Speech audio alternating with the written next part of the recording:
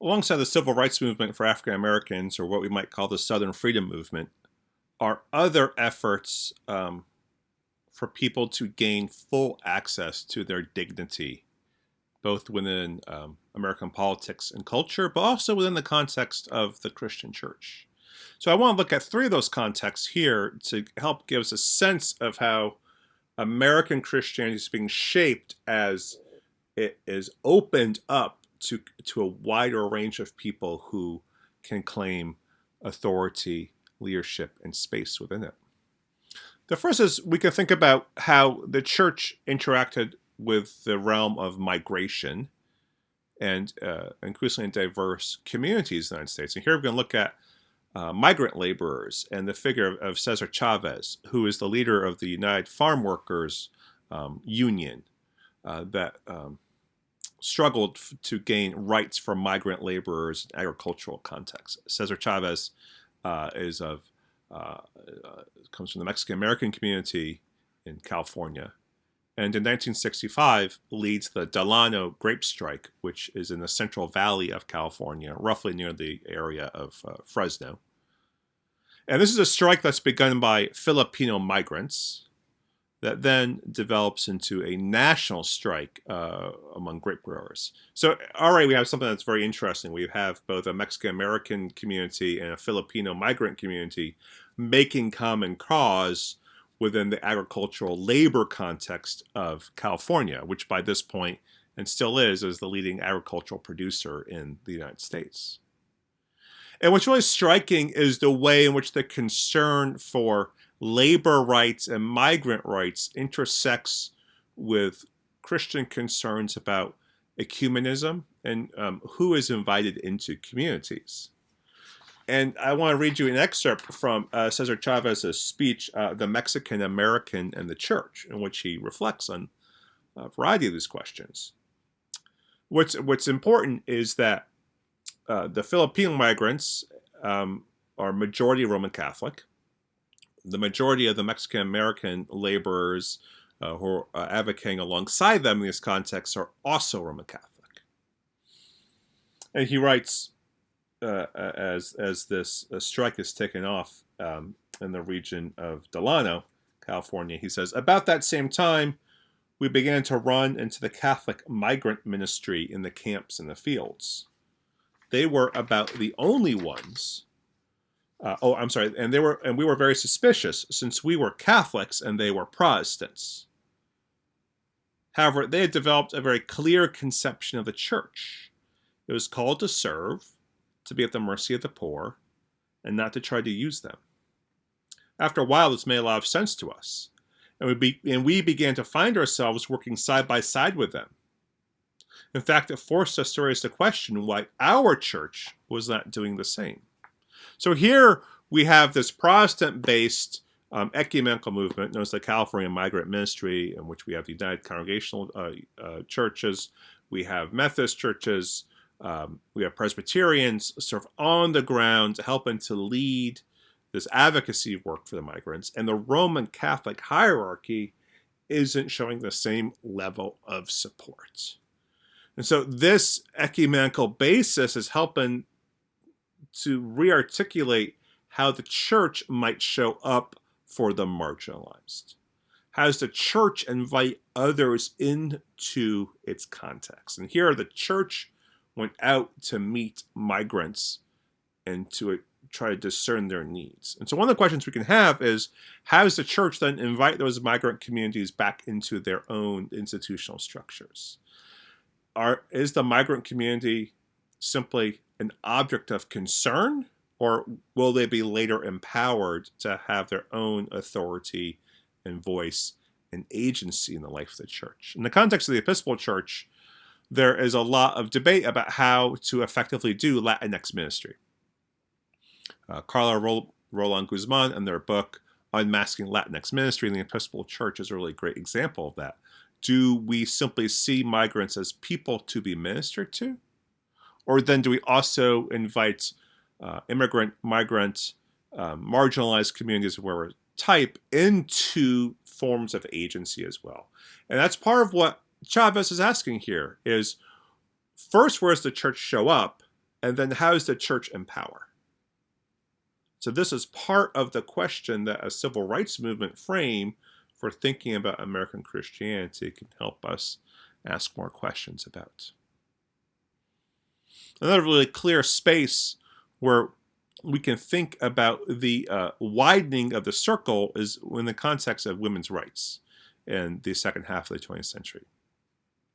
The civil rights movement led to a parallel focus on the status of women in religious leadership, and regardless of the circles we're talking about.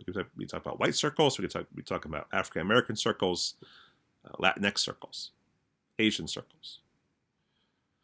Now, women have been ordained in some Protestant churches, even in the 19th century, but rarely and not systematically. So we can have a figure like Adrienne Lee being ordained in the African Methodist Episcopal Church very early.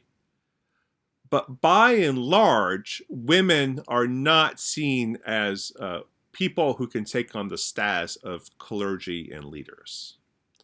But the change in the status of women in American society in the second half of the 20th century really begins to open the door for the ordination of women. So some of these factors are the increased role of women in the public workforce, especially in the context of the mass mobilization for labor during World War II. The development of reliable contraceptives, especially the birth control pill, allows women to limit how many pregnancies they have, which then allows them to sooner in life take on public roles.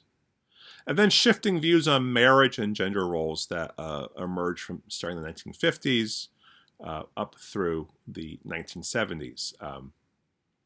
No-fault divorce, the ability of women to initiate divorce proceedings, the ability of women to own property without their husband's permission, to have a banking account without their husband's permission, the sense that it's appropriate and good for women to have public leadership roles in corporations, and then in other institutions, politics, for example. And then the question is, how does that shift into the life of Protestant churches?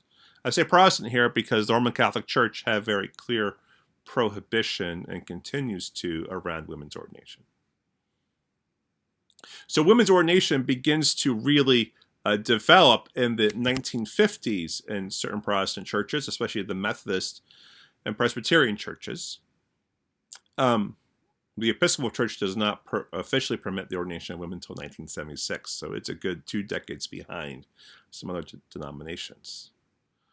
What happens as women move into ordained leadership in these various Protestant denominations is a development of critiques of Christian patriarchy, that noticing that there is a system in place, and generally a white male system, that seeks to preserve its own privilege and power, and rarely voluntarily shares that with others, and in this context, women.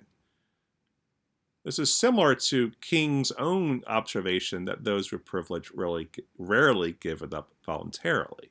And so here we then see the development of feminist theology as a way of thinking through the question of what does it mean for a woman to be a Christian?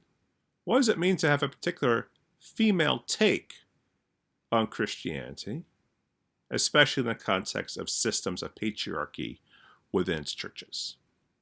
So now we see the beginning of a linkage of feminist movements, ecumenical movements, because women who sought ordination in various denominations collaborated to learn how to advance the cause of women's ordination across denominations, and linking with the civil rights movement. And really the pressing question that in some significant ways still continues to this day, how can women exercise leadership roles in churches that still retain aspects of a set of patriarchal assumptions? Is there a stained glass ceiling for women in churches? Do men still get the best jobs in churches? Do men get paid more for women in the same roles? Is there a child tax that women carry? Is there a gender tax that women carry? Those are important questions that still exist for us. My final example is the advancement of LGBTQ rights in churches. And even though it seems like some of the core rights, especially, say, in the Episcopal Church context, have only really been secured in the past decade and a half in terms of formal canonical rulings, the movement for gay liberation and its impact on the church itself emerges in the 1950s. So, for example, in 1950, there's a founding of something known as the Mattachine Society by Harry Hay and some others in Los Angeles, California.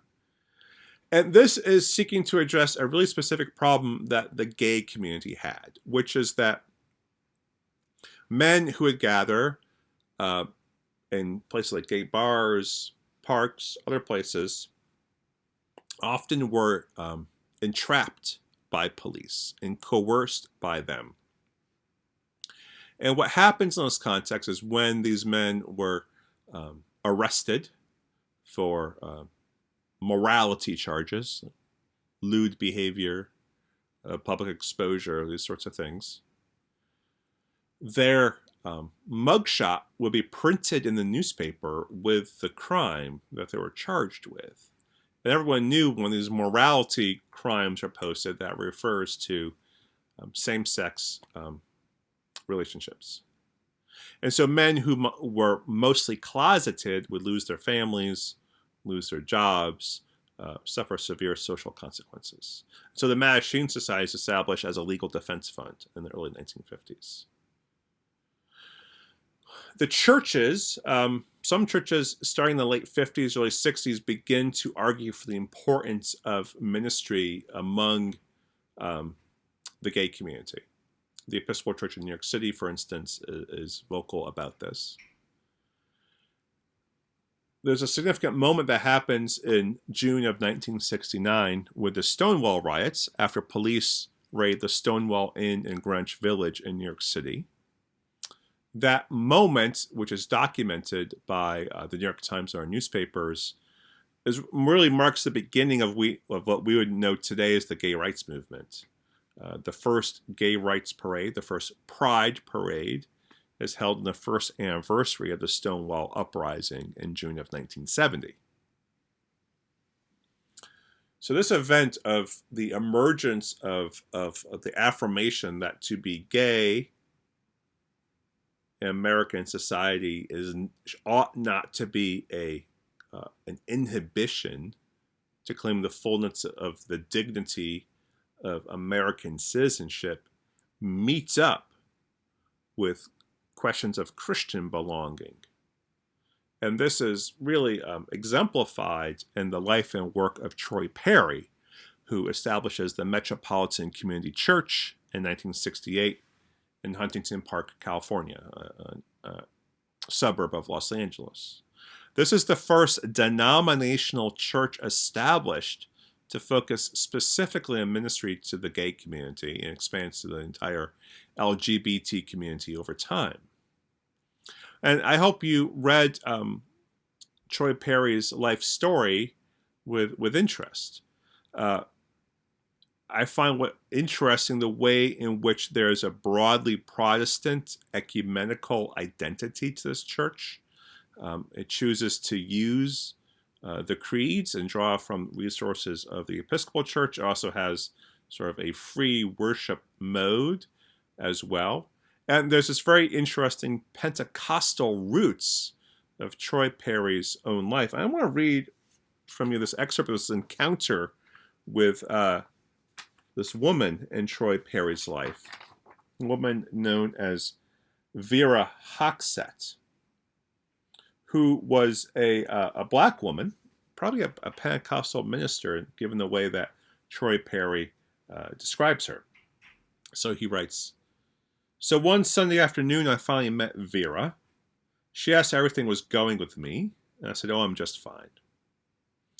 She looked at me directly and said, 'Well, not really.' Well, that shook me up a little. I talked with Vera, and her sincerity moved me and touched my heart somehow. Vera went on, 'Do you have some relative that was a minister, a deceased relative?' I told her, 'Yes, I had a great uncle who's deceased, and he was a Pentecostal minister.' Vera went on to say, 'You're a minister. You always have been, and it won't be long before you'll be pastoring a church. I just laughed. I said, no, I'll never pastor a church. She looked sternly at me and said, oh, yes, you will. God has a ministry for you. That stunned me. All my life, I'd always been told by people who really knew that, by people who really knew me. And here was a total stranger telling me the same thing. My Auntie B used to say the same thing over and over. I remember that Auntie B had one time said, the Lord has a ministry for you, a great ministry, but it won't be the church you're currently in. I smiled at Vera and said, no, that'll never happen. But she topped my smile off with one of her own that came from her own basic understanding and warmth. She started telling me many things about myself. She told me more than anyone could possibly have known about me. It really rocked me, and I knew that this was no ordinary woman. She had powers of insight that must have come from God. During this time, I prayed a great deal, and the Lord began to deal with me. Things became easier. My attitudes shifted. Finally, with God's help and understanding, I became convinced that He was moving me to a mission. That vision of that mission would be revealed to me. I knew that when it came, I must never look back. I would never have to. My journey would be forward. My course would be clear.